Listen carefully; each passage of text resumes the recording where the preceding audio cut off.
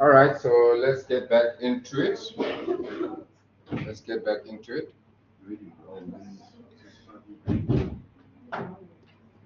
So we ended off on the mode. All right. Well, we actually ended off on the median. Okay, but now we want to jump into the mode. Okay. Now the mode is defined as the most frequently occurring value in a data set. Okay, this is the one we all love to calculate because it was so easy, so straightforward. Okay, so literally all you needed to do was organize your data from smallest to largest if you're dealing with a small data set. Okay, and then pick the most frequently occurring data set. Now the nice bit about this one is that you can actually use it for categorical data as well, because it's literally just saying which color occurs the most frequently, red, blue, or green.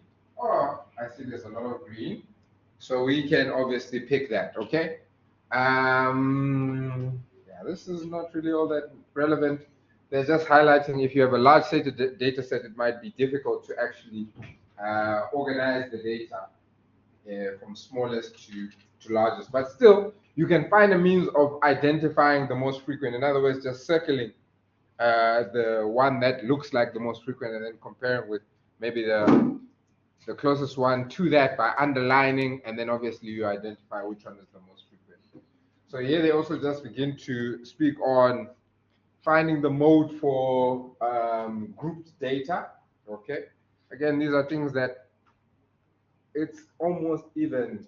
It's not best for us to theorize them. We need to literally be calculating these things. Yeah. So that's fine. So here, as I was saying, one of its advantages is that it's a central location that can be used, central location measure that can be used for all data types. All right, categorical and numeric. And the second massive advantage is the mode is not influenced by outliers. Okay, as it represents the most frequently occurring data value. Okay. Then a disadvantage. All right, it is a representative measure of central location only if the histogram of the numeric random variable is unimodal, therefore has one peak only. Okay? If the shape is bimodal, there is more than one peak, meaning that two possible modes exist, in which case there is no single representative mode. Anybody know what a bimodal is? What are we talking about? And now I want you to jump onto ChatGPT and Google and search this thing, and it's going to show you an image. It's going to show you an image. And I want you to tell me what that image looks like.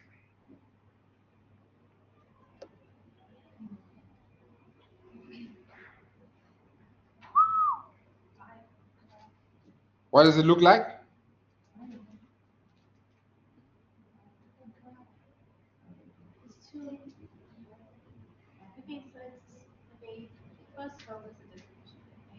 Okay. Two modes, so technically like two graphs where you can put the comparing them. Yeah. Showing that it could be graphs or bar graphs.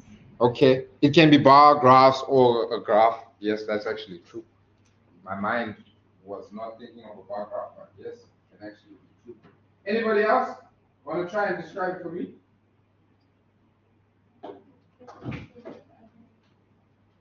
Okay, I can see someone wants to show me. Okay. Yes.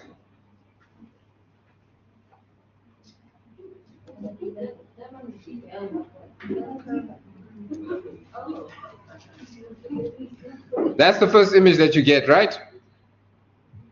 With the unimodal, isn't? Whether it's a bar, because then the bars would basically be somewhat like, né? And then you get smaller ones as you go along, like that, isn't? And then is it the bimodal? You would then get a type of thing, isn't? Aha. So bimodal, we have, can you see, we have 2 peaks. And uni, we have 1. Where we have 1, it's fine. We can use the mode, no problems. But where we have 2, then we potentially have 2 modes. And that becomes problematic because we want to know where is our data roughly. Remember, this is a central location, okay? Where is most of our data centralized, basically, okay? So when we have 2, then it's like, okay, I'm sure you guys are getting it. Okay, right. This we need not pay attention to. Then here they're just trying to tell us about the geometric mean and the weighted arithmetic mean. Whew. Yes, yes, yes, yes. You know, sometimes in life, you need to be your own cheerleader. Don't wait for other people to celebrate you. Yeah? It might never happen. It might never happen. So speaking to the geometric mean, the percentage changes must be expressed as a decimal values, e.g. 7%. Okay, maybe let's go up here. The geometric mean is used to find the average of percentage change data, such as indexes, growth rates, or rates of change. Yep, that's what I was looking for. Okay. So if we have percentage data, we obviously then use the geometric mean. Okay. So they give us an example here somewhere. Aha, there we go.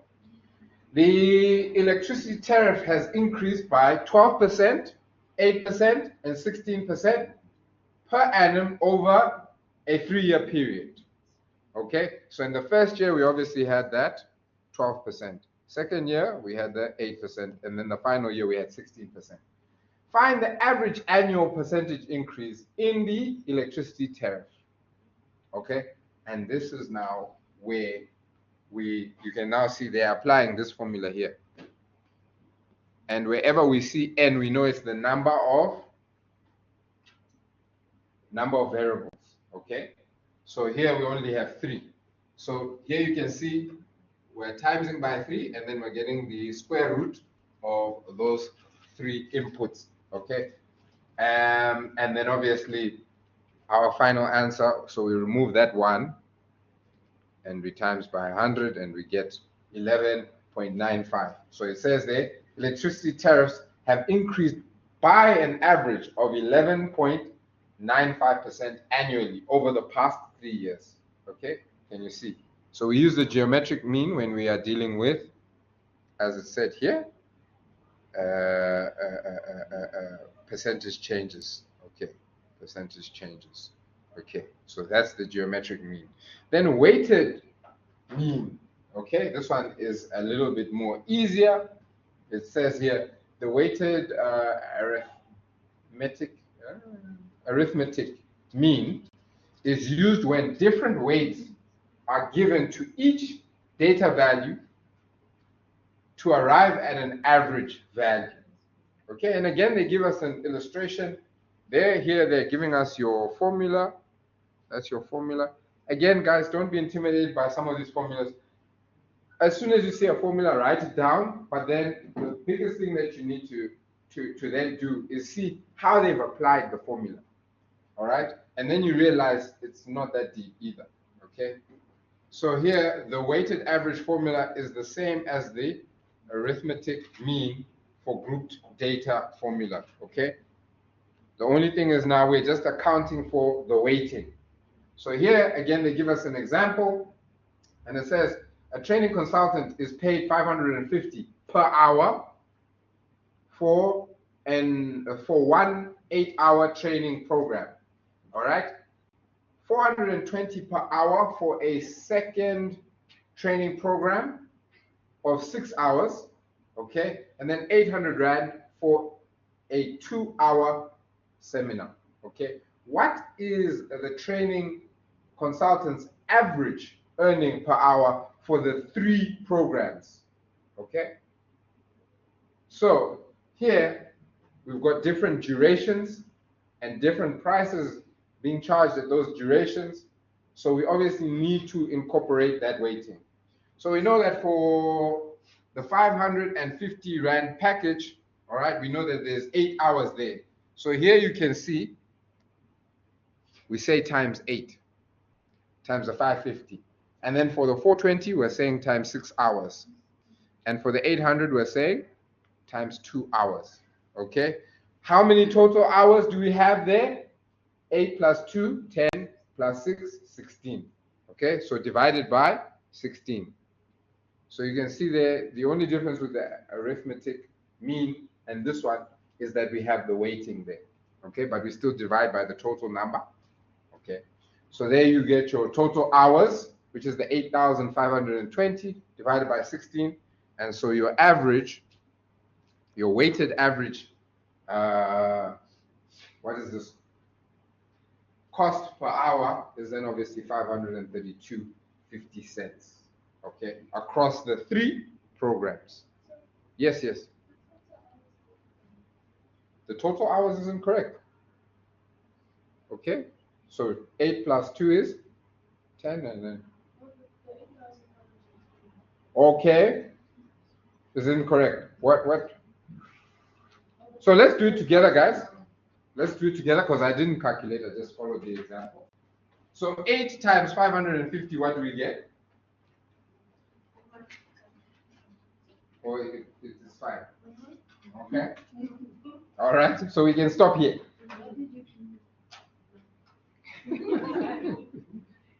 All right. All right. Okay. So we're happy. We're happy.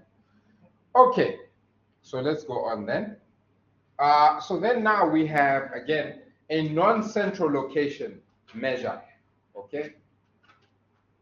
Quartiles. Okay. Or quantiles. All right. Depending on where you come from. All right. And quantiles are non-central measures that divide an ordered data set. So first things first, your data needs to be ordered into quarters, okay? And we'll see this just now. The lower quartile, all right, Q1, all right, we were actually speaking about this earlier, okay? Is the data value that separates the lower bottom 25% ordered data values from the top 75%. So if we say, how many people were in the bottom quantile? Obviously just order, all right, our people, all right? And then we obviously then would do the calculation. So ultimately, this is what we are looking at. We're saying this is the bottom. It's the first 25%. Then obviously your top 75% is this one here. Can you see that? So it's just helping us to separate, to visually understand, okay, how much of our data falls in this bottom 25%. That's all we are looking at with that. Okay, so then when you are now looking at the middle quartile, all right, which is Q2, it then splits your data into equal halves.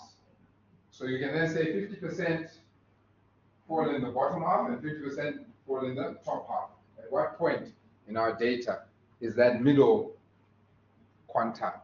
All right. Then you've got your upper quantile, which is now the third one, which now says, what is the bottom 75%? It separates the bottom 75% with the top 25%. And we can see that here as well. Okay, if I'm to change colors, we're talking about this here. That's your third. And you can see they've actually put Q3 there. Okay. Upper quantile. This used to confuse me, in all honesty, because they would say upper quantile. So I was thinking that should be then this 25%. Okay. So yeah, just take note of that. All right. Then here you would have the max. This is what I was talking about earlier. The max value would be sitting here. And obviously the lowest data value, the minimum, would be sitting right there at the beginning. Can you see that? Maximum. Okay, right. Right. So I don't think there's anything else there to discuss. Here they're just giving them an example, okay? An example, all right? But I think this is not necessary for us to actually go through. But what is important here is the formula. The formula, which is this here, okay? Again, it can be, you can do it one of two ways. You can do it like this, right? Or you can do it like this, okay? Those are the two formulas. Remember, n is the number of variables. So it's saying number of variables of the total data set plus 1 divided by 4. That will give you your first quantile, all right? Then to get the middle one, we're then saying divided by 2. Can you see that? Okay. All right. Thought that was ahead. Okay. Then the third quantile, we say 3 times. All right. And there you go. Okay. So this is very, very straightforward. Important for us to read this last bit. Quartile value, approximate quartile value plus fraction part of quantile position. All right. Consecutive value after quartile position, approximate quartile value. Okay, so they're just explaining further the formula. I thought they would actually explain more in terms of what you're actually calculating over there. So here's now a practical value. Can you see here, our data was not ordered. Here they've ordered the data. Here they've ordered the data. We have 20 values, okay? And then what are they trying to assess? Household electricity consumption study, daily household electricity consumption in kilowatts, I believe that should be. Okay, right. So there you go. They are then calculating the lower quantile, or the first one. Okay, so there you can see our formula being applied over here. Okay, this time they used the 25%. Okay, oh, sorry. I lie. Where did they apply? They applied the formula here. Sorry. Okay, right? So we know that we had a total of 20 variables plus 1 divided by 4. Okay, so our first quantile, in other words, the first 25, should be located where? At 5.25. Okay, so if we go there, in other words, the fifth 0.25. So it should be located somewhere over here. I lie. Over here. Okay, somewhere in between there. Okay, so if it was just a straight 5, we could have taken 40, but it's not. Okay, we need to account for that 0.25. So what do? We get the difference between 40 and 43, okay? And then we times that by 0.25, okay? So here you can actually see that's what I initially highlighted, and that's what they're doing. So that then gives you 0.75, okay? So then you then add this 0.75 to the value that you got on 5. Can you see that? So the value that we got on 5 was 40. So 40 plus your 0.75 that we calculated then gives us, so in other words, 25% of our values, our bottom values, will be 40.75 kilowatts, all right, and low. Okay.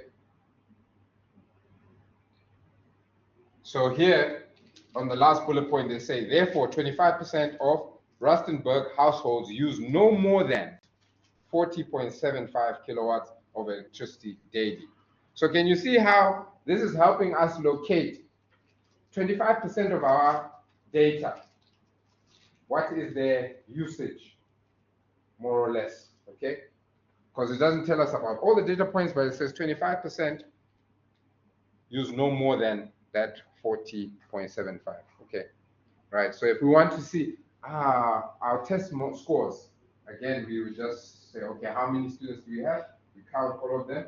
We put all the test marks in order, and then we would then do the same calculation. We can do it for the 50%, 75%, etc., etc. We can go on and on and on. Okay, right. And then here they're just expanding further for group data. Percentiles works very similar to that of quartiles, all right? But here now, instead of referring to, remember quartiles are divided in quarters, isn't it? Quartiles, all right? They're divided in quarters. We said the first 25% and below, then we said 50% and below, and then we said 75%. Can you see those are quarters, right? So with percentiles, for instance, right? Here we're saying, for instance, the 30th percentile is the data value below 30% of all the data values will lie, or where 30% of all the data values will lie. And then they go on to explain the 80th percentile and the 20th percentile. It's the same principle, okay? So there we're stepping away from dividing things by 4. We also have divided by 5. I just forgotten what they call it. It's not only quantiles, but quantiles is the most popular that we often review when looking at statistical stuff, okay? We can do this for any size of n. Here you can see they're using 40th percentile, 84th percentile. It goes on and on and on. Okay, so we can't exhaust that. Okay, right.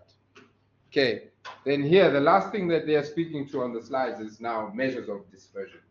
Okay, and what are we looking at when we're talking about measures of dispersion? We highlighted it earlier. We're referring to the extent to which the data values of a numeric random variable are scattered about the central location value. All right, so if you think, easiest way to think of this is the mean, the central. If I'm to just do that and then say, where are the other values scattered? How far away are they dispersed from the central value or central location value? Okay, right. So within that, you're looking at the range. You're looking at the interquantile range, variance, standard deviation, and coefficient of variation. So range is pretty straightforward. You're just saying, what is the maximum value? What is the minimum value? You get the difference between the two. You get your range. Okay? You get your range. And all your values will fall in the range. Okay? Right. Variance, here we're just saying, is a measure of the average square deviation from the central value. Okay? And again, we will understand more about this when we apply the formula. They've given us some examples there. And then you've got the standard deviation, which is just the square root of the variance. That's all that it is. Okay. Okay, that's fine. Okay, not very important for us. Coefficient of variation is a measure of relative variability. Okay, and then you can see standard deviation divided by your mean times 100. Okay, right. Don't worry, we're finishing now. Skewness. This is the last thing that I want to touch on. Okay, and again, skewness is just showing us how our data is distributed. That's all that we are looking at. Okay, symmetrical distribution is what we're looking at from your natural bell-shaped curve. Okay, so both halves are symmetric. They are exactly the same. They mirror each other. Okay, that's your bell shape. And most data is distributed in this fashion. Okay, via your bell shape. Okay, but we do get skewness. Okay, so when we say positively skewed, we can either say positively skewed or skewed to the right. How do we identify skewed to the right? We're basically saying, can you see the line here, the tail, they call this a tail, is where? On your right side. Can you see that? So that's the easiest way to quickly identify what type of skew, because you can easily identify that something is skewed by just looking at, if you look at that graph there as well, you can see it's skewed. But is it left skewed? Is it negatively skewed or positively skewed? Okay. Again, also your positive values, they lie at this point, isn't it? So if we had a 0 here, you can see those are your positive values. Okay, that's another way you want to look at it. But I prefer to look at the tail and say on which side is it leaning? Where's the tail? The tail is on the right side. Okay, so this is rightly skewed. And then I have just said, okay, rightly skewed, positively skewed, they go together. Okay, and then obviously same principle for your left skew. You can see the tail again, it's on the left side. And guess what? That's negatively skewed, because again, if your 0 is over there, going down this way, you're obviously getting negative values, isn't it? Right, and then there you can see they're also looking at your central. Okay, so here, all right, this we will leave it alone for now. And that, ladies and gentlemen, okay, here they're finally just talking about outliers, but we spoke on outliers. These are the things that are quite very far from most of your data, all right? It can be significantly greater or significantly less, okay? And then they just talk to box plots. We spoke on bimodal distribution. Okay, then here they're talking about, you know, which descriptive statistics to choose. And again, I told you guys, it's based on what are you trying to display visually with the data that you've collected. What information are you trying to communicate to your audience and stuff like that. But we're done. That is your learning unit 3. Okay? Okay, so again, guys, there's a lot of information there that we've gone through. But we've covered the core stuff.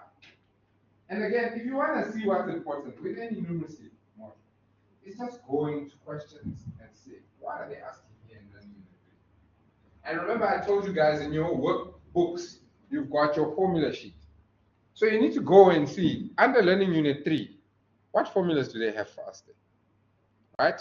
Then you know, okay, these are the formulas I need to understand, be able to apply, and then I just need to know information around these things. Okay, so we have 2 options here. I can call a break. I'm sure you guys are tired. Or we can quickly just display 1 or 2 things. I think it's just 3 things that I wanted us to do from the work pack, and it's discussing them. It's not us doing any calculations today. It's up to you. Do you want a breather? Or should we quickly just go through that and then we call it? Let's go through it. Okay. Don't worry, I won't take too much time.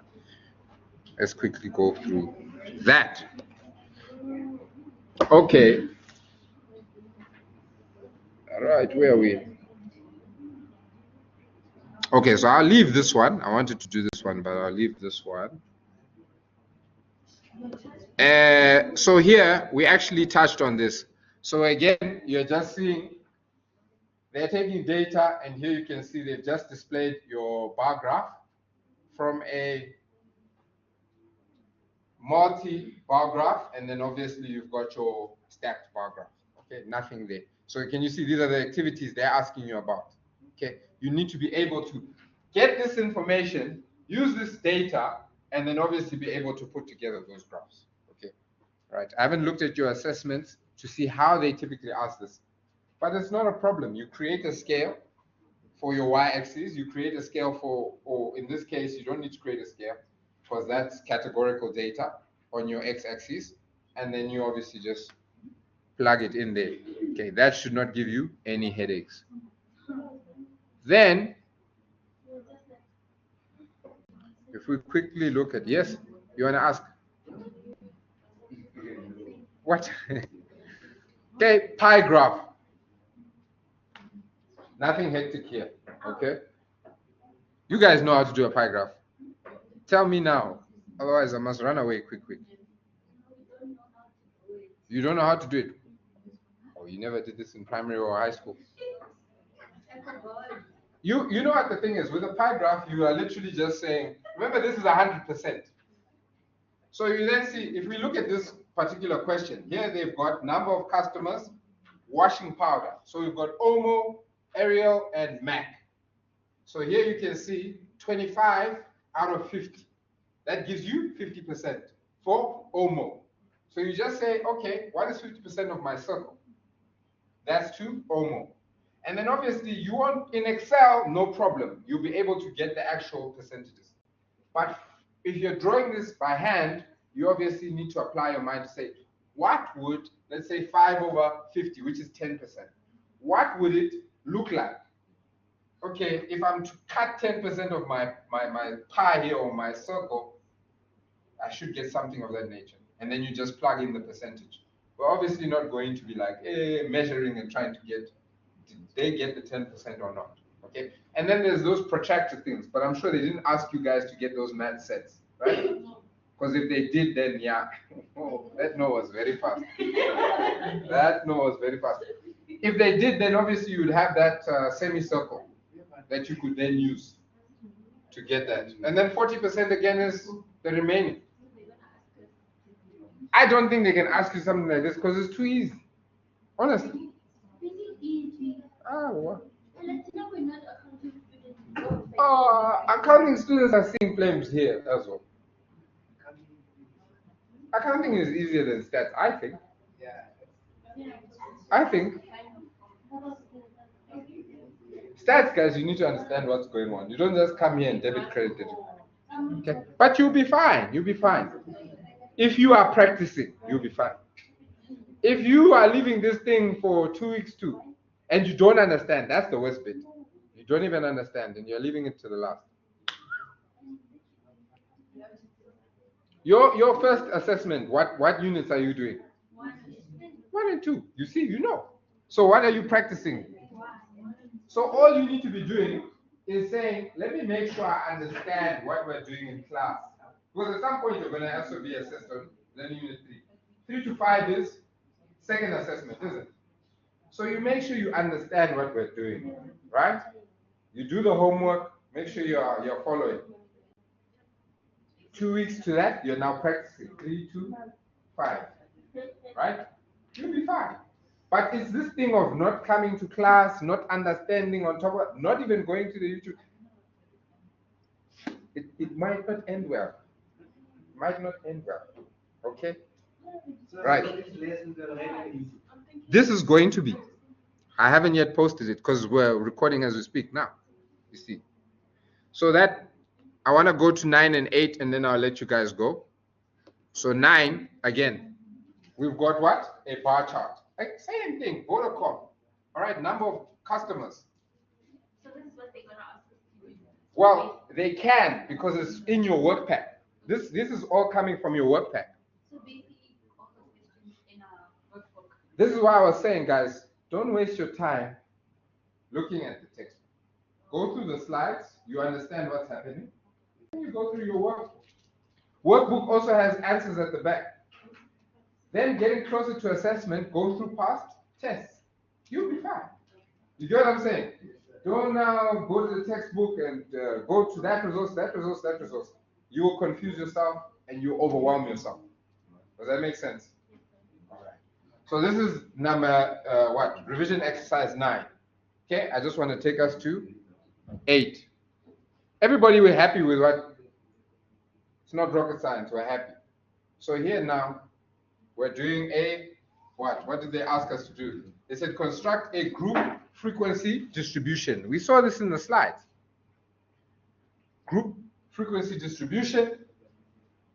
All right, construct a table for this data set. Use the classes, all right, 50 to less than 200, 200 to less than 250, and so on. So you know you're moving in intervals of 50.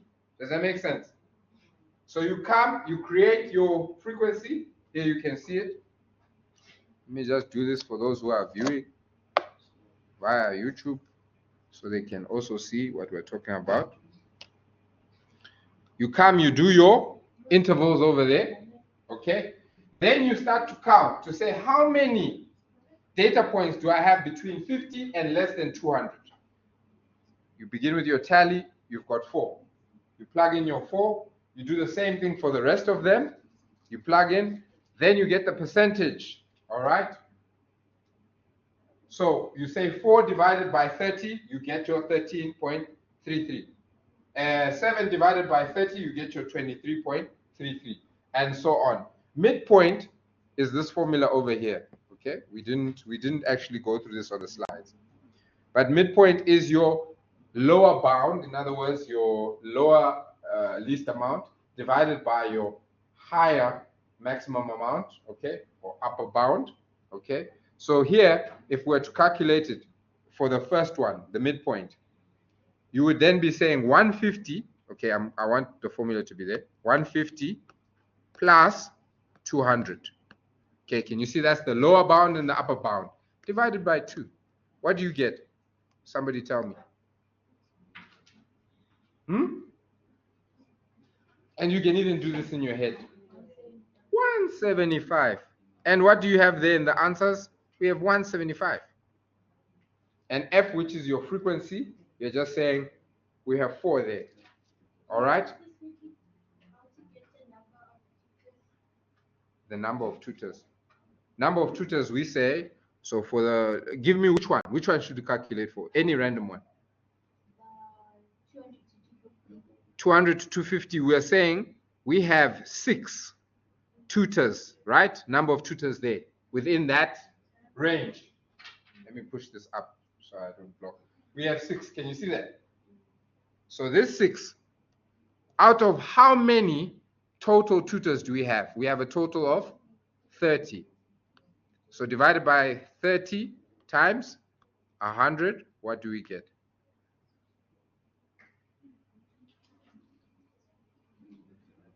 What do we get? We get 20%. That's how we're calculating that there. And then remember, they said cumulative frequency, isn't? Let's go to the question again. They said construct a frequency distribution table. Okay, so they didn't necessarily talk to cumulative frequency, but here you can see the first we had 4 tutors and we have 4 over there, 4 under the frequency. Then we go to the next. So this is a cumulative frequency. This is not just frequency. We're saying below 250, how many do we have? We have 10. Can you see they've added the 4 plus the 6 to get your 10. We go to the next one. Less than 300, we're saying we've got all these 3 that are less than 200. Is it 200? Wait, less than 300, sorry. So 4 plus 6 plus 9, it gives us 19. Okay.